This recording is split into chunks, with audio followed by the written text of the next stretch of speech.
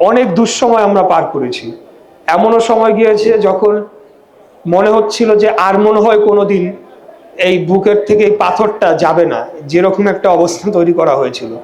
আমাদের পরিবারের সদস্যরা যারা রাজনীতি করে না তারা পর্যন্ত রেহাই পায় নাই। এমনকি আমার মনে আছে 24-এর আমির নির্বাচনের আগে অপ্রাপ্তবয়স্ক 16 বছর বয়সী দুই যমজ সিলেটের আমাদের একজন নেতার তা বাবাকে না পেয়ে দুজনকে ধরে নিয়ে পরে ওই যে অপ্রাপ্তবয়স্কদের যে কারাগার সেখানে নিয়ে রেখে দেওয়া হয়েছিল। তো এরকম হাজার হাজার ঘটনা রয়েছে। একজন মা, তিনি মনে হয় তার ছেলে ছাত্রদল বা যুবদল করতেন খুলনাতে, মায়ের বয়স 60-এর ঊর্ধ্বে। ওই মাকে যে পুলিশ গিয়ে ছেলেকে না পেয়ে ওই মাকে থানায় ধরে গ্রেফতার করে নিয়ে গেছিল। তো এইরকম সময়গুলো যখন আমরা পার করেছি, যখন আমরা অন্ধকার দেখেছি, সেই সময় আমাদের নেত্রীর যে বলিষ্ঠতা, ওনার যে দৃঢ়তা এবং আমাদের বাংলাদেশে গণতন্ত্র পুনরুদ্ধারের জন্য ওনার যে অসীম সাহসিকতা, সেটা আমাদেরকে সাহস জুগিয়েছে। আমার মতো লক্ষ লক্ষ কোটি যুবককে উনি অনুপ্রাণিত করেছেন। শুধু যুবকরা, অপ্রাপ্তবয়স্ক কিশোর থেকে শুরু করে বয়স্ক মুরব্বীরা সবাই ওনার ভক্ত ছিলেন। সেটা আমরা দেখেছি ওনার মৃত্যুর পরে, ওনার জানাজায় যখন এত লক্ষ লক্ষ, প্রায় 50 লক্ষের কাছাকাছি অথবা বেশিও হতে পারে, বাইরের পরিসংখ্যানটা বলছি, সেটা লোক সমবেত হয়েছিল। এটা একটা অভূতপূর্ব, এবং আমি বিশ্বাস করি যে এত লক্ষ লক্ষ মানুষ এবং সারা পৃথিবীতে কোটি কোটি মানুষ যে ওনার জন্য দোয়া করেছেন, নিঃসন্দেহে দেশে এবং বিদেশে কারো না কারো হাত মহান আল্লাহ তাআলা কবুল করে ওনাকে জান্নাতের সর্বোচ্চ স্থান দান করুন, সেই দোয়া আমরা আপনাদের কাছে চাচ্ছি।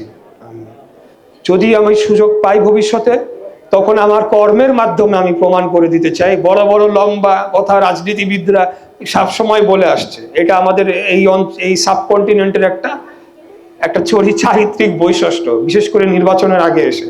তা এখনো হয়তো যেহেতু অনেক মুরব্বীরা আছেন, মঞ্চে আছেন, সামনে আছেন, আপনারা এরকম আমার মতো অনেক কিছু দেখেছেন আপনাদের জীবনে, এসে অনেক কথা বলেছে, অনেকে কথা রাখতে পেরেছে, কিছুটা পেরেছে, কেউ একেবারেই করে নাই, শুধু আপনাদেরকে ধোঁকাবাজি করে গিয়েছে আপনাদের সাথে।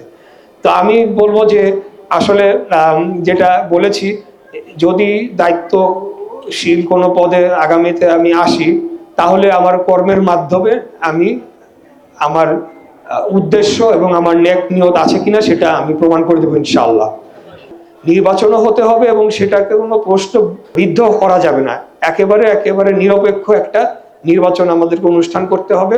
এই নির্বাচনটা যদি আমরা সুষ্ঠু সেই নির্বাচনে যেই জিতুক, আমিও জয় পরাজয় থাকে, আমারও যদি জনগণ না চায় আমার তো কিছু করার নাই। কিন্তু তাই বলে যে আমরা মানুষের ভোটের অধিকার হরণ করব, ভোট ডাকাতি করব, যেভাবে বিগত দিনে করা হয়েছিল, সেটা কোনোদিনও আর বাংলাদেশে যাতে না হয়, সেটার জন্য আমরা প্রতিশ্রুতবদ্ধ, আমরা প্রতিজ্ঞাবদ্ধ।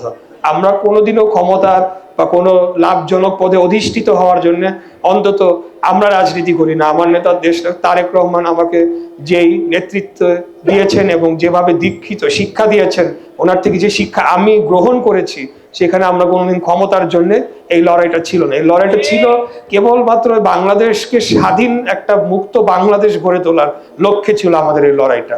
তাই আপনাদেরকে ওয়াদা করছি, প্রতিজ্ঞা করছি, যেভাবে আপনাদের ছোট বড় মাঝারি যে কোনো সমস্যায় আগামী দিনে আমাকে সবসময় পাশে পাবেন, সেটা আমি কিছু থাকি বা না থাকি, আমি ব্যক্তি ইশরাক হোসেন, আমি আপনাদের মাঝে উপস্থিত হয়ে আপনাদের সকল সমস্যা সমাধানের চেষ্টা করবো ইনশাআল্লাহ। আমরা ধনী গরিব, হিন্দু মুসলমান, সকল শ্রেণী পেশার মানুষ পাশাপাশি শান্তিপূর্ণভাবে বসবাস করতে চাই। আমরা চাই না আর এই ভেদাভেদের মাধ্যমে আমাদের দেশ ও জাতিকে বিভাজন করে যে বিদেশি শক্তিরা আমাদের উপরে ভর করেছিল, সেটা যাতে আর কোনোদিন না হয়। সেজন্য সর্বোপরি আমাদেরকে বাংলাদেশকে সবার আগে রেখে, সবার আগে বাংলাদেশ, এই স্লোগানটি ধারণ করে সকলে আমরা যারা ছিলাম গণ অভ্যুত্থানের পরবর্তীতে, যে সকল রাজনৈতিক দল আমরা আগামী নির্বাচনে অংশগ্রহণ করছি, আমরা পাশাপাশি সহ অবস্থান করব শান্তিপূর্ণ। আর আমরা সেই মারামারি, কাটাকাটি, আন্দোলন সংগ্রাম, অবশ্যই আন্দোলনও চলবে, সংগ্রাম চলবে, সেটা হলো গণতন্ত্রটাকে পূর্ণাঙ্গভাবে প্রতিষ্ঠা করার জন্য আন্দোলন সংগ্রাম আজীবন চলবে।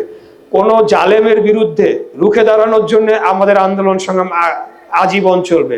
এই এক প্রজন্ম কেন, আর আমাদের পরবর্তীতে যারা আসবে তারাও এই আন্দোলন সংগ্রাম জারি রাখবে। কিন্তু রাজনৈতিক রাষ্ট্র পরিচালনা বা রাষ্ট্র ক্ষমতা ভাগাভাগির জন্য যাতে আর কোনোদিন আমাদের আন্দোলন না করতে হয়, মানুষের ভোটের অধিকার আনার জন্য যাতে আমাদেরকে আন্দোলন না করতে হয়। মানুষের ভোটের অধিকার স্থায়ীভাবে যদি প্রতিষ্ঠা লাভ করে, তাহলেই বাংলাদেশে একটা স্থিতিশীলতা ফিরে আসবে এবং সকলের সমান অধিকার নিশ্চিত হবে, মানুষের ন্যায় বিচার নিশ্চিত হবে। আমাদের বিচার ব্যবস্থাকে ইতিমধ্যেই কিছু সংস্কার করা হয়েছে, সেটার পূর্ণাঙ্গতা লাভ করবে। তাহলে পরে আমি মনে করি যে সকল নাগরিক আমরা সমান অধিকার নিয়ে বেঁচে থাকার যে অধিকার আমরা রাখি, সেটাকে আমরা ফেরত পাবো ইনশাল্লাহ। হিন্দু মুসলমান, ধনী গরিব, লয়ার, ব্যারিস্টার, ইঞ্জিনিয়ার, মুচি, অটো চালক নির্বিশেষে সবাই সমান রাষ্ট্রের চোখে। সকলেই এই রাষ্ট্রে সমান অধিকার নিয়ে বসবাস করার অধিকার রাখে। তাদের নিরাপত্তা নিশ্চিত করার দায়িত্ব সরকারের, তাদের সকল মৌলিক অধিকার নিশ্চিত করার দায়িত্ব সরকারের। তাই আগামী দিনে যারাই সরকারের পরিচালনায় আসবে, যেই দলকেই জনগণ ভোট দিয়ে সরকার পরিচালনার দায়িত্ব দিবে, তাদের এটা দায়িত্ব। সেই দায়িত্ব পালনের জন্য আমরা সাধারণ জনগণ এবং একজন রাজনীতিবিদ হিসেবে আমাদের জায়গা থেকে সেই সরকারের উপরে আমরা চাপ রাখার প্রয়োজনীয়তা যদি দেখা দেয়, তাহলে সেটা করার জন্য আমরা প্রস্তুত রয়েছি। কোনো ধরনের ভেদাভেদ এবং কোনো ধরনের যে সংখ্যালঘু সংখ্যাগুরু এই ধরনের কথা বলে যদি কোনো ধরনের নিপীড়নমূলক আচরণ কারোর প্রতি করা হয়, সেটা নারী হোক, পুরুষ হোক, শিশু হোক, বৃদ্ধ হোক, ধনী হোক, গরিব হোক, হিন্দু মুসলমান বৌদ্ধ খ্রিস্টান যেই হোক, আমরা সকলে মানুষ, সেই জিনিসটা আমরা প্রতিষ্ঠা করতে চাই। আগামী দিনে আমার কর্মের মাধ্যমে আপনারা যাচাই করে নেবেন আমার উদ্দেশ্য কি এবং আমার যোগ্যতা আপনাদের জন্য আমি কতটুকু যোগ্য, সেটা আপনারা যাচাই করে নেবেন। এই বলে আজকে আমার বক্তব্য এখানে শেষ করছি। সব শেষে আবারও আমাদের নেত্রী, দেশনেত্রী মরহুমা বেগম খালেদা জিয়া, ওনার আত্মার মাগফিরাত করে আমি আপনাদের কাছে দোয়া চাচ্ছি। আপনারা অবশ্যই দোয়া করেছেন, তারপরেও আমিও চাচ্ছি আমরা সকলে ওনার জন্য বিদায়ী আত্মার মাগফিরাত কামনা করে দোয়া করি। সবাই ভালো থাকবেন। খোদা হাফেজ। বাংলাদেশ জিন্দাবাদ, বাংলাদেশ জাতীয়তাবাদী দল জিন্দাবাদ। আসসালামু আলাইকুম। ইয়া আল্লাহ, বাংলাদেশ জাতীয়তাবাদী দলের পক্ষ থেকে মরহুমা বেগম খালেদা জিয়ার আজকের এই দোয়ার আয়োজনকে উসিলা করে আল্লাহ আমাদের সারা জীবনের গুনাহ খাতাগুলো মাফ করে দিন। মুরদানে দিনের কবরের আযাবগুলোকে মাফ করে। এলাকার যত মানুষ দুনিয়া ছেড়ে চলে গেছেন, আল্লাহ আগত আল্লাহ মরহুমার আত্মার মাগফিরাত কামনার জন্য وآخر الكلام عند الموت لا إله إلا الله محمد رسول الله.